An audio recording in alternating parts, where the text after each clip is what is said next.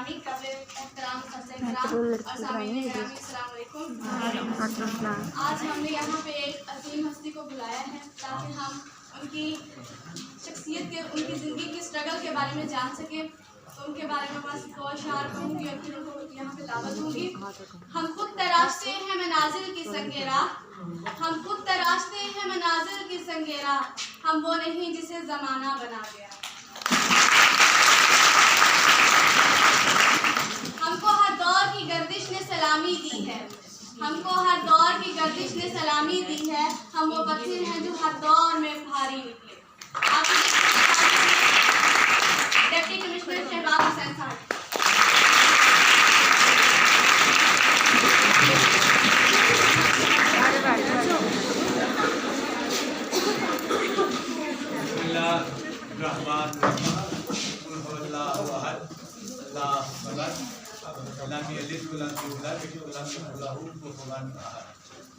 Madam principal साहब, आपके business का मेहमान और मेरी प्यारी बेटियों, अस्सलाम वालेकुम। आज रात मुझे लेट मैडम का मैसेज मिला था कि मेरी बेटियां मुझसे बात करना चाहती हैं और आपका जो प्रोजेक्ट है, जो आप मुझसे ज़्यादा तो आप ये क्वेश्चन आंसर करेंगी। छोटी सी अपनी ब्रीफ हिस्ट्री में ज़रूर आपसे शेयर करूँगा। इसी हिस्ट्री में आपके शायद सवालों के जवाब आपको मिल जाएंगे। मेरे बेटों, हर इंसान जब इस दुनिया में तहलील होता है, जब दुनिया में वो आता है अपने वालिदैन के सबब, तो फिर वो अपनी ज़िंदगी में जब सफ़र शुरू करता है तो आबाई जो आपका इब्तदाई सफ़र है वो तो आपके वालिदैन तकमील करवाने में उसकी मदद करते हैं। और फिर एक टाइम आता है जब आपको वो वही वालिदैन भी आपको पकड़ के किसी दरसगाह में आपको छोड़ा जाता है। मेरा मतलब यह है कि फिर पहली दरसगाह तो आपके वालिदैन हुए जिन्होंने आपको तरबियत की, जिन्होंने आपको अच्छा नाम दिया। वालिदैन के ज़िम्मे अगर आप पढ़े या फलसफा पढ़े तो वालिदैन की दो जिम्मेदारियाँ हैं, आपको एक अच्छा नाम देना और आपकी तालीम और तरबियत करना। वो करते हैं और हर वालिदैन यही चाहता है कि वो उनकी तरबियत भी करे और उनको अच्छा नाम भी वो जो मुनासिब समझते हैं देते हैं। उसके बाद फिर आप तालीम के मैदान में आते हैं और आप किसी प्राइमरी से आगाज़ होता है, कोई प्राइवेट में जाता है, कोई गवर्नमेंट में जाती है, इससे कोई हमें गर्ज नहीं है, लेकिन फिर आपका वो तालीमी सिलसिला शुरू होता है। मैं कामोकी से बिलोंग करता हूँ। कामोकी के साथ दूर एक गांव है पुराना टनिया, तो मैं देहात में रह गए अपनी जो प्राइमरी एजुकेशन है वो मैंने अपने स्कूल के अंदर की है। ये अगर मैं बात करूँ तो ये 1979 अगर मैं प्राइमरी में देखूँ तो वो मेरा टाइम बनता है। 1971 मेरी डेट ऑफ बर्थ है, तो वहाँ से मेरा प्राइमरी स्कूल जो 5वीं तक होता है। अभी तो आपके स्कूलों की नॉमेनक्लेचर बदल गए हैं, सारी चीज़ें बदल गई हैं। तो प्राइमरी स्कूल बिल्कुल मेरे घर के सामने था। और मैं आज जो भी यहाँ पे आपके सामने जिस भी हैसियत में आया हूँ, मैं तो एक पहला मैं आपका बाप हूँ या मैं आपका भाई हूँ।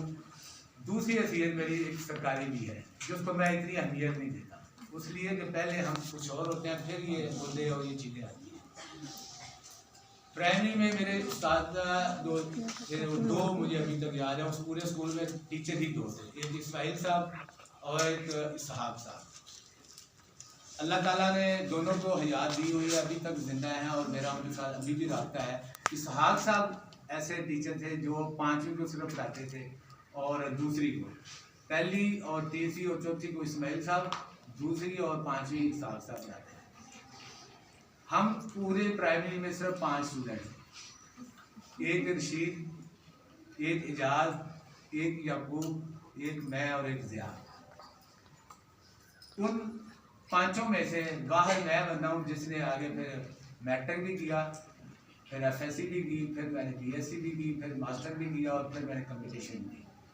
उनमें से ज़िया जो है वो स्पेन बैठा हुआ है, याकूब बेचारा नहीं पढ़ सका, वो बैकग्राउंड उसका हमारे जैसे ही, हम सारे हम्बल बैकग्राउंड के, मेजॉरिटी लोग आपने देखा इस मुल्क में चंद फैमिलीज हैं जो जिनका बैकग्राउंड वो क्या कहते हैं सोने का चम्मच लेके आती है, लेकिन ज़्यादातर हम हम्बल ग्राउंड वाले हैं, मेहनत मजदूरी। मेरे वालिद भी एक छोटी सी मुलाजमत करते हैं हेल्थ डिपार्टमेंट।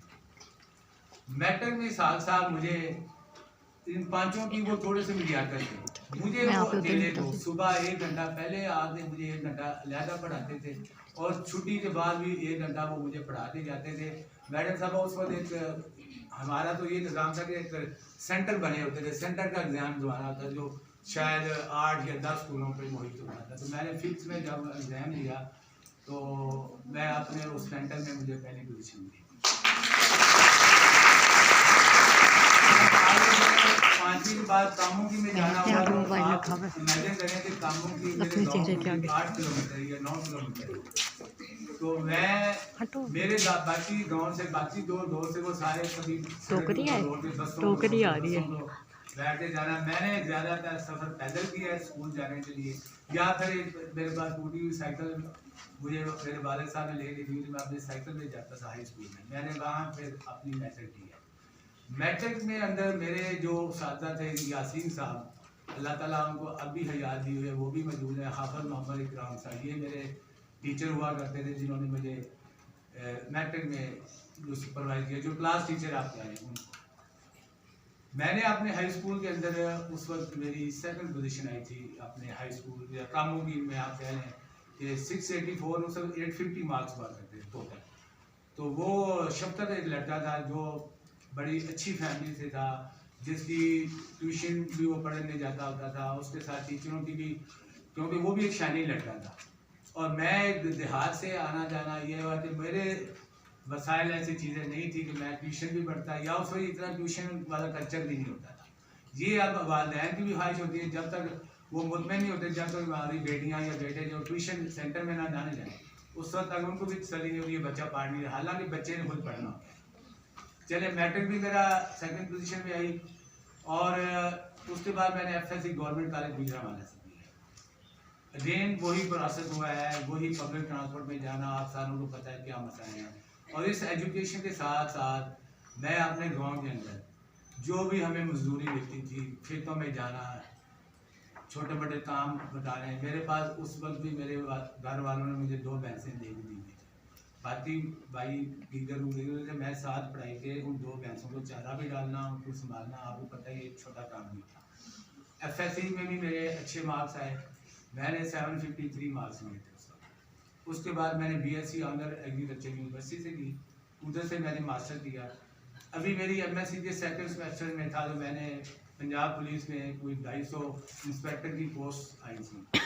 मैंने ज़िंदगी में पहली दफ़ा, क्योंकि एग्रीकल्चर में आपको पता है 1000 स्टूडेंट हर साल वहाँ पे फारिग होता है, लेकिन 91 से लेके 96 तक कभी भी कोई गवर्नमेंट की जॉब एडवर्टाइज नहीं हुई कि एग्रीकल्चर ऑफिसर के लिए या आप किसी में। उस वक्त UNO की सेंक्शन भी लगी हुई थी, और ये जो प्राइवेट सेक्टर हमारा जो जाफर ब्रदर्स हैं या FFC वाले हैं या NFC वाले, ये भी लड़कों को नहीं देखते थे। तो सेचुरेशन इतनी हुई कि आपको डार्कनेस नज़र आ रही थी, आप किस तरफ जाएँ। मैंने फिर ये सोचा कि हम अगर एग्रीकल्चर में फील्ड में नहीं जॉब मिलती तो हम इस तरफ अप्लाई करते। जब मैंने पब्लिक सर्विस कमीशन में अप्लाई किया फॉर इंस्पेक्टर पुलिस, तो मेरी उन्होंने लेटर रिजेक्ट किया कि आप 2 मंथ्स आपकी एज ज़्यादा हो गई। उस वक्त उन्होंने गारमेंट 24 साल ली थी पोजीशन पर।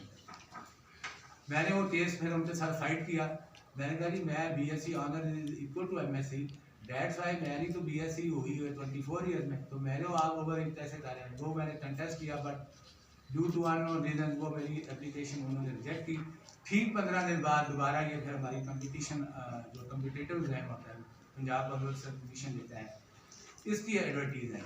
तो मैंने फिर उसके लिए अपनी PPSC को, ये मैं आपको अपने दिल की बात बता रहा हूँ कि मैंने उसके साथ ये एक किस्म का चैलेंज लिया कि अच्छा आपने मुझे पुलिस इंस्पेक्टर 16 की रेंज में नहीं ना लिया, तो अब आपने 17 की कंपटीशन की पोस्ट के लिए एडवर्टीज है, तो इसी पब्लिक सर्विस कमीशन में मैं आऊँगा और फातेह बांध इंशाल्लाह जाऊँगा।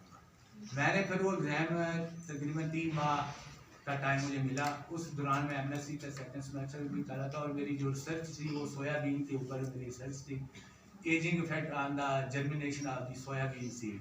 वो सारा मेरा लैब में, हालांकि एग्रीकल्चर में फील्ड में आप गंदम सोते हैं, सो करते हैं, शुगर के लगाते हैं, तो वो बड़ी इजी रिसर्च होती है। मेरे टीचर जो मेरे सुपरवाइज़र थे उन्होंने मुझे कंप्यूटर वाली और लैब वाली दे दी। वो हर रोज़ आपने टेस्ट ट्यूब में बीज रखा हुआ था, उसको सिरेंज के साथ पानी डालना और उसकी जड़ें और पत्ते और सारे मेजरमेंट वो सुबह शाम दोपहर वो मुझे बुलाते थे, काफ़ी मुझे तंग भी किया। तो मैंने फिर वो सच भी छोड़ दी। मैंने कहा मैंने ना एमएससी करनी है ना मैंने कुछ करना है, मेरा मुकाबला है पंजाब पब्लिक सर्विस कमीशन के साथ। वो फिर मैंने दिए, एग्जाम दिए। मेरा एक रूम था इकबाल हॉस्टल, मुझे याद है यूनिवर्सिटी में। मैंने इसी तरह अपने कमरे को ताला लगाया, इंटरलॉक लगाया, जिस तरह ये वाले बाहर वाले नहीं, ये वाले नहीं लगाए, अंदर से इंटरलॉक लगाने, चाबी उसकी बंद करनी।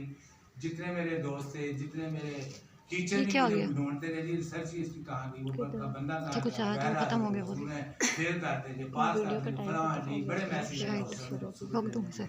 इस बात को भेजे। वो मैंने कहा मैं नहीं आना, मैं पहले ये करूँगा उसके बाद मैं बाकी अपनी चीज़ें। जब बंदा कोई डिसाइड करता है, वो एग्जाम दिया और अल्हम्दुलिल्लाह वो मेरी सेकंड पोजीशन है।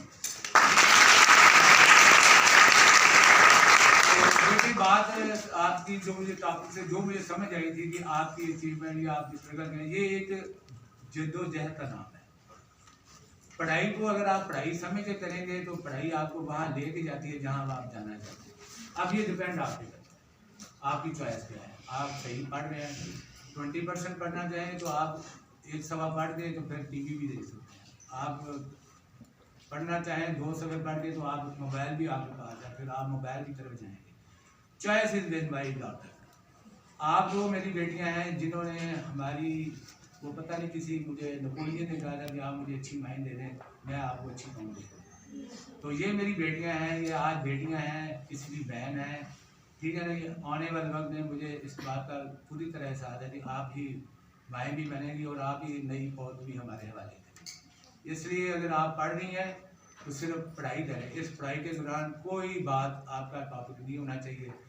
आप बाकी बहुत सारी चीज़ें अपने वालिदैन पे भी छोड़ सकती हैं, बहुत सारी चीज़ों के फैसले अल्लाह ताला ने आपको भी दिए हैं। वो एहतियात जब वक्त आए उसको ज़रूर एक्सरसाइज करना, मैं इस हाथ में। लेकिन जब आप पढ़ रही हैं तो फिर पढ़ाई बन जाए। ये ब्रीफ सा बात अभी मेरी मीटिंग भी है, आप बातें कर लें ताकि फिर अगर किसी दिन आऊँगा तो फिर मैं पूरे 2 घंटे भी यहाँ बैठ सकूँ। ये मुझे खुशी होती है कि आपने मुझे याद किया है।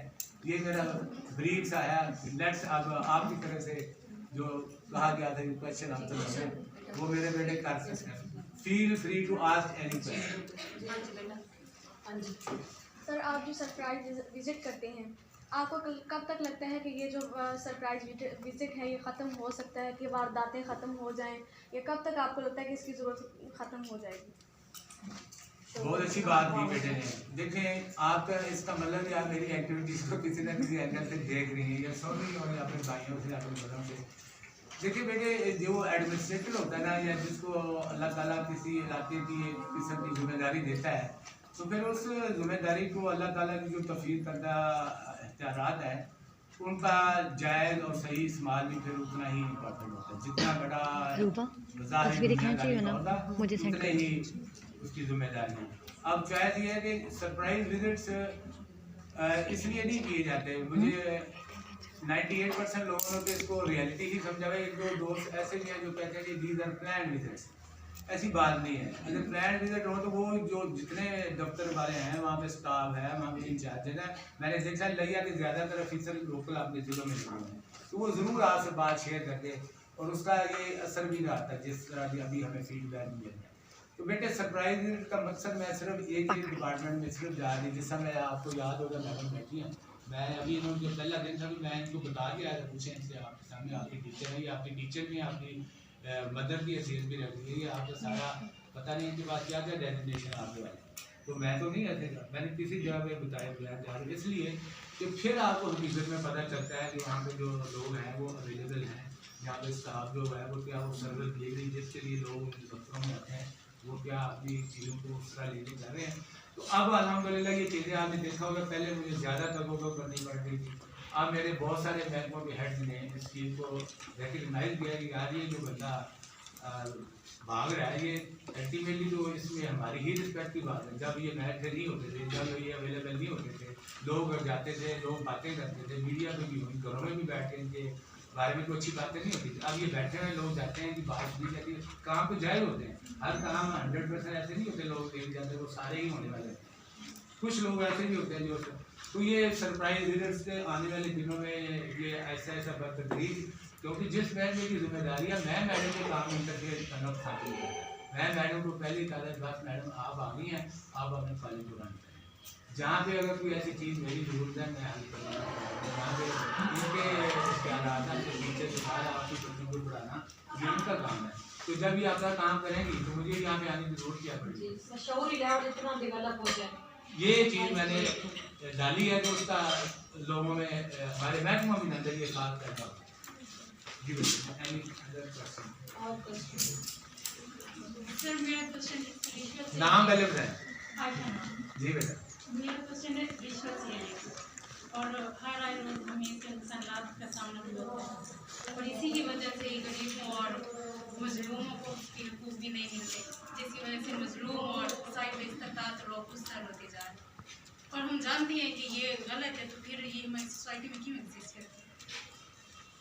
बेटे रिश्वत ये ऐसी चीज़ है इसके ऊपर अब तो पूरा एक फुल फ्लैग महकमा भी बना हुआ है। एंटी करप्शन डिपार्टमेंट आता है, दोनों लेवल पंजाब लेवल पे डीजी बैठे हुए हैं और ज़िले लेवल पे डायरेक्टर बैठे हुए हैं और नीचे भी असिस्टेंट, ये पूरा एक डिपार्टमेंट है। रिश्वत एक इंसान के अंदर है। मैं जिस एंगल से मैं देखता हूँ कि सबसे पहली बात जो मेरे अंदर डाली गई वो मेरे पेरेंट्स ने डाली। तो मैंने पहले अपनी शुरू में कहा था कि कुछ हिसाब वालिदैन करते हैं, वो अपना रोल अदा करके फिर आगे भेज देते हैं। हालांकि वालिदैन का बाद में भी जारी रहता है, लेकिन अक्सर ये होता है जो ही बच्चा स्कूल या फिर वो कहते हैं अब टीचर जाने और बच्चा जाने। वालिदैन क्या कहते हैं, जब मैंने पोजीशन ली थी मैंने अपने वालिदैन को कभी नहीं बताया था कि मैं कंपटीशन में जा रहा हूँ। उसकी वजह तो मैंने ये कभी नहीं सोचा कि मेरे वालिदैन ऐसी तो बात ही ना डालेंगे, अच्छा बच्चा मुझे सेठ बनेगा, बच्चा ऐसी बनेगा या पुलिस में जाएगा ना, नेवर एवर।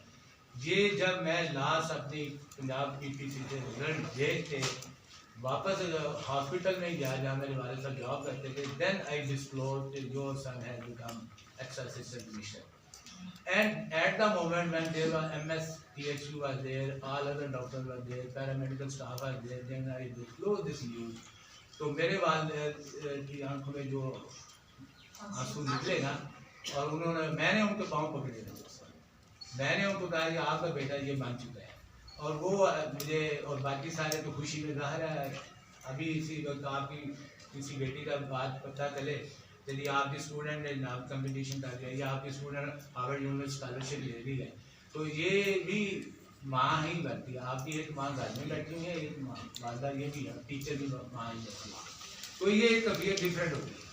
मैंने उन्होंने फिर मुझे लफ्ज़ कहा जो आज तक रिश्वत के आड़े आया मेरे सामने। उन्होंने कहा शहबाज ये वो ज़ात ने जरा करम किया ना, ये मेरी औकात तो ज़्यादा होया है, तो ये हम लज रखी लज आपको सराइकी का लफ्ज़ है। मेरे वाले साहब का पुराना पीछे सब जंग के साथ चिन्योड है, चिन्योड के साथ 125 जी है हमारा गाँव था, वहाँ से रोड के हम आज से बुजुर्ग हमारे वहाँ के कामों की और दस्त करोगे, तो वो थोड़ी मोटी सराइकी बहुत ज़्यादा वाले साहब के लफ्ज़ उन्होंने कहा ये लज रखी। तो लज यही थी बेटा कि तेरे सामने सुनने और जैसे पहाड़ भी आए ना तो देखना भी रिश्वत का सारा तलब आपके साथ होता है। आपको कोई इग्नाइट करता है, आपको कोई टेम्पटेशन देता है। रिश्वत आपको कोई इंड्यूस नहीं करता। मुझे एक माह दूसरा महीना शुरू हो गया, यहाँ पे सारे कहते थे आपके दफ्तर में रिश्वत तो मौजूद है। ये मैं कोई डराया करता हूँ, रिश्वत मौजूद नहीं है, लेकिन ये है कि हमारे अंदर वो इंसानियत नहीं अभी तक जा रही। हमें वो दीन बता नहीं रहा कि यार हलाल और हराम में क्या है। अगर आपको ये शौक़ पैदा हो जाए और आपके घर वाले आपको पहले बताएं, फिर आपके टीचर भी यहाँ पे आपको 15 मिनट हफ्ते में अगर एक 15 मिनट इस चीज़ के ऊपर लेते हैं, तो आहिस्ता आहिस्ता नई जनरेशन के अंदर ये दिमाग में चीज़ है नहीं कि हमने हलाल के ऊपर नहीं। जब ये चीज़ बिल्डअप होगी तो ये जो पुरानी रिश्वत के मीनार खड़े हुए हैं, ये इनके ऊपर वो दीवारों को ऐसे टूटेंगे और इनको तोड़ना आप सिर्फ आपके ज़हन में ये चीज़ पड़े कि यार ये जो मेरा हक जब है ही नहीं है तो मैं ऐसे क्यों हूँ। जो मैं जिस चीज़ की मुझे सलाह मिलती है मैं उसमें रहूँगा, तो फिर मुझे हक हलाल और हराम की पहचान दी। ये बहुत बड़ा काफिल है, इसलिए रिश्वत के ऊपर मैं पूरे घंटा बात करूँ। ये आपके अंदर है, आपने रिश्वत लेनी है नहीं लेनी, कोई आपको नहीं कहेगा। कहते सारे हैं और जी बंदे करेंगे सारे करेंगे, लेकिन आप भी डिपेंडेंट अगर आप स्ट्रांग है तो आप कोई नहीं करेगा। सर मेरे मल्टीपल क्वेश्चन है। मेरी पाकिस्तान में जो भी नेगेटिव हो है वो उसकी रीज़न चाहे जो भी हो, कौन सा ऐसा सॉलिड पॉइंट होना चाहिए जो सबको कम कर सकता है। और दूसरा क्वेश्चन मेरा ये है, पाकिस्तान में आप पाकिस्तान को कहाँ देखना चाहते हैं? और सबसे पहली जो देखना चाहती हैं, सबसे पहली चेंजिंग मतलब जो पाकिस्तान में मतलब ज़िंदगी में इंकलाब पैदा करते, आपके नज़दीक को कौन सा पॉइंट होना चाहिए?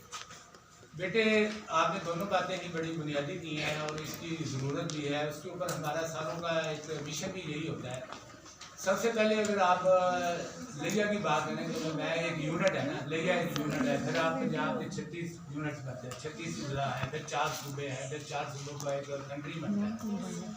तो अगर रिगार्डलेस हम तो एक सरकारी मुलाजम है, आप भी ये देखें ये भी हैं और आप स्टूडेंट हैं, हम पोलिटिसाइज नहीं होंगे। घरों में जाएंगे, गांव में जाऊंगा तो किसी न किसी वजह से हमें इससे हम लहजा भी नहीं हो सकते, क्योंकि आपका सारा निज़ाम पॉलिटिक्स के इर्द गिर्द है। आपकी जितनी पॉलिसी बनाते हैं, आपको पता है 3 टीयर है, लेजिस्लेशन है, आपकी एग्जेक्टिव है और आपकी जुडिशरी है, और अब फोर्थ एक और चीज़ स्टेक होल्डर आ गया, दैट इज मीडिया। अब उसने अपने आप को चौथा पिलर बनवा लिया और उसको हम इग्नोर नहीं कर सकते। अब उस मीडिया में सोशल मीडिया भी शामिल है, प्रिंट भी है, इलेक्ट्रॉनिक भी है, तमाम लोग शामिल हैं। अब मेरी नज़दीक 4 है, वैसे आप तो जो कॉन्स्टिट्यूशनली है वो अभी तक 3 ही है। आपकी जितनी भी आपने जो पोलिटिकल बात की कौन सी ऐसी चीज़ है, वो आपकी पोलिटिकल चीज़ें हैं कि आपकी लेजिस्लेचर, आपकी मुकन्ना जो आपकी नेशनल असम्बली है, जो आपकी प्रोविंशियल असम्बली है, वो आपकी नुमाइंदगी करते हैं आपके ग्रास रूट लेवल पर। हर एरिया की, हर कॉन्स्टिट्यूंसी की एक 2 लाख, 2.5 लाख, 3 लाख, 4 लाख वोटर्स होते हैं जिनको आप इलेक्ट करते हैं, तो उनको बताते हैं। अब वो गली गली महल्ले महल्ले में आपके माँ करते हैं, आपसे वोट मांगते हैं। अब आप उनको उस वक्त बताएं कि मेरे इस महल्ले में मेरी सोलिंग की ज़रूरत है, आप उनको बताते हैं कि यहाँ पे सीवरेज का निज़ाम नहीं, आप कहते हैं यहाँ पे प्राइमरी स्कूल बना है, इसको आप मिडिल स्कूल पे लेके जाएँ। फिर आप उनको हेल्थ की विकास करते हैं, आप उनको कहते हैं हमारे इलाके में वेटरनरी, हमारे गली एरिया है यहाँ पे, तो आप अपने ग्रास रूट लेवल पे उनको चीज़ें देते हैं। वो फिर सारे आपस में जब मिल के बैठते हैं 294 या 300 लोग, वो सारे अपने अपने इलाके में मसाइल वहाँ पे रेज करते हैं। फिर वो सारे मसाइल की कॉमन चीज़ें पिक कर ली जाती हैं कि भाई ओवरऑल क्या क्या इशूज़ आ रहे हैं, हेल्थ में है, एजुकेशन है, रोड इंफ्रास्ट्रक्चर में, आपकी कम्युनिकेशन में, सारी चीज़ें पर वो फिर लेजिस्लेशन करते हैं। उस लेजिस्लेशन को वो फिर भेज देते हैं हमारे एंड पे, जो हम एग्जेक्टिव वाले जाते हैं, हमने इनको इम्प्लीमेंटेशन को। तो गवर्नेंस से रिलेटेड इशू ये हैं जो आपका सवाल जो मुझे अभी उसकी परसेप्शन ये हुई है कि आप गवर्नेंस के ऊपर फोकस करें। अदारे बने हुए हैं, अच्छी अच्छी पॉलिसीज बनी हुई हैं, कवानीन बने हुए हैं, अब आप सिंपल उनको उसी स्पिरिट में इम्प्लीमेंट कर जाएँ तो उसके असरात आएंगे। और उसके लिए आप एक ही पैरामीटर डालें कि सबसे पहले जो गवर्नेंस के मामला है वो पब्लिक के इशूज़ क्या है, वो आपको प्रायोरिटाइज करें। तो नंबर 1 पे हेल्थ आएगा, साथ ही उसके एजुकेशन आ जाएगा, आगे फिर सोशल सेक्टर आएगा जिसमें पॉवर्टी है। जो आप दरिया को देखें तो 60% लोग एग्रीकल्चर बेस्ड है और यहाँ पे कोई बड़ी इंडस्ट्री नहीं लगी, कोई बड़ी रोड यहाँ पे नहीं बनी, ये बड़ा मसकीन सर है। इस यहाँ पे गवर्नेंस की इशू है। आप अपने छोटे छोटे पैटी मैटर लेके जाते हैं, मेरे बंदे नहीं है, मेरे बंदों में यहाँ पे 4 दिन गायब हुए। अब मैंने आपको मुझे पहले दिन जो मेरी गवर्नमेंट के पास फीडबैक था उन्होंने कहा यहाँ लिया में गवर्नेंस बेहतर कर दें। तो जो मुझे टास्क मिला मैं उसमें कितना कामयाब हूँ, कितना नाकाम हूँ, कितना कहाँ से भी मेरे लोग मौजूद हैं वो मुझे भी पता है, आपको भी पता है। कोशिश कर रहा हूँ उसमें कितनी कामयाबी अल्लाह ताला ने दी है वो भी आपकी तरफ से फीडबैक मिल जाता है। ये बात मैंने मेरी मीटिंग लास्ट क्वेश्चन था सर,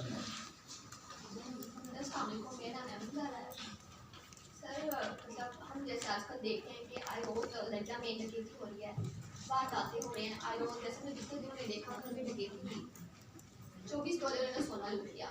तो पुलिस ने मतलब उस वक्त क्यों कार्रवाई नहीं की और अभी तक वो मुझसे नहीं मिले। और जैसे कि आजकल खाद के हवाले से चल रहा है, किसान मारे फिर रहे हैं, उन्हें कुछ नहीं मिल रहा और रात को धरने से वो खाद फरोख्त की जा रही है, तो इसके बारे में भी। बेटा डकैती चोरी जो आपने बात रखी, ये जो मुझे भी ये मैसेज आया था सबसे पहले जिस घर में वो गई है ना औरतें, मुझे वो शायद उस वक्त की तरफ आप इशारा करें। अब देखें आप घर में भी स्कूल में छुट्टी होगी, आप घर पे यूनिफॉर्म चेंज करेंगे, आपकी मामा आपको कहेंगे मेहमान आए हैं, तू खाना बनाना है या किताब या पढ़नी होगी। अब एक औरतें दो आई हैं और उन्होंने आज ऐसा अपने आप को हाईजैक किया कि वो हम आए हैं फलानी, तो आपने सारा काम उनको हवाले कर दिया, वो सारी चीज़ें कर दी। सबसे पहले तो हमें ऐसी अब इतना ज़्यादा मीडिया वाइब्रेंट हो गया है और आपके अंदर शोर लेवल जो हमें होता था, अब तो आपको सारे बच्चों को बड़ी अच्छी अच्छी चीज़ों को पता है। तो आप अपने पहले तो अपने घर के अंदर किसी आउटसाइडर को आपने आने क्यों दिया? पहली जो सबसे बड़ी मैंने उससे बात भी की थी, उस बंदे ने कहा जी मैं कुछ नहीं पुलिस कर रही। देखिए अदारे वो पुलिस के अंदर भी इशूज हैं, मेरे रेवेन्यू डिपार्टमेंट में भी है, माजर के साथ ये टीचिंग लाइन बैठ गई। मैंने इनको मैडम को कहा था, मैं मैडम मेरे सादा टीचर क्लास में मेरे बच्चों को पढ़ाने आए, बाद में जा रहे अपने ट्यूशन सेंटर, बाद में अपनी जा रहे अकेडमी चला लें, मुझे कोई उसके खिलाफ नहीं। लेकिन ये ना हो कि मैं खुद बीना वाला में मेरे टीचर जो थे कॉलेज वाले हसनार साहब उनका नाम था, वो कॉलेज में हमें लेक्चर कम पढ़ाने को मिला, उन्होंने फोर्स किया हुआ था कि आप यमुनाबाद में सुबह 6 बजे भी एक बैच चलता था, फिर 7 बजे भी चलता था, फिर 8 बजे भी बैच चलता था। तो बात यह है कि गैस हर जगह पे मिलती है। अब पुलिस बनी, आपके लगे कि पॉपुलेशन जब ये ज़िला बना है 84 में या जब बना है उस वक्त आपकी पॉपुलेशन कितनी थी? 2017 के सेंसस में आपकी पॉपुलेशन 18 लाख है। अब अभी जो अनऑफिशियल है आप 22 लाख पे पहुँचे हैं।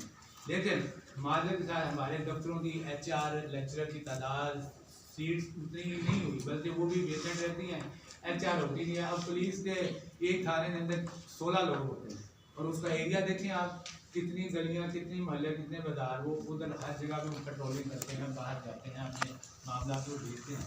क्राइम बता के नहीं होगा पहली बात बेटे, क्राइम करने वाला जो क्रिमिनल माइंड बनता है ना, वो आपको बहुत ज़्यादा डॉग वाली क्राइम बनता है। असल सवाल ये आपका आफ्टर क्राइम फिर क्या, ये क्वेश्चन मार्क जरूर है कि अगर क्राइम हो गया तो फिर उस क्राइम के जो कल्प्रिट्स हैं उनको पकड़ना, उनको अदालतों में उनके चलान वाले दिलवाना, फिर अदालतों से सजा दिलवाने तक काम किया।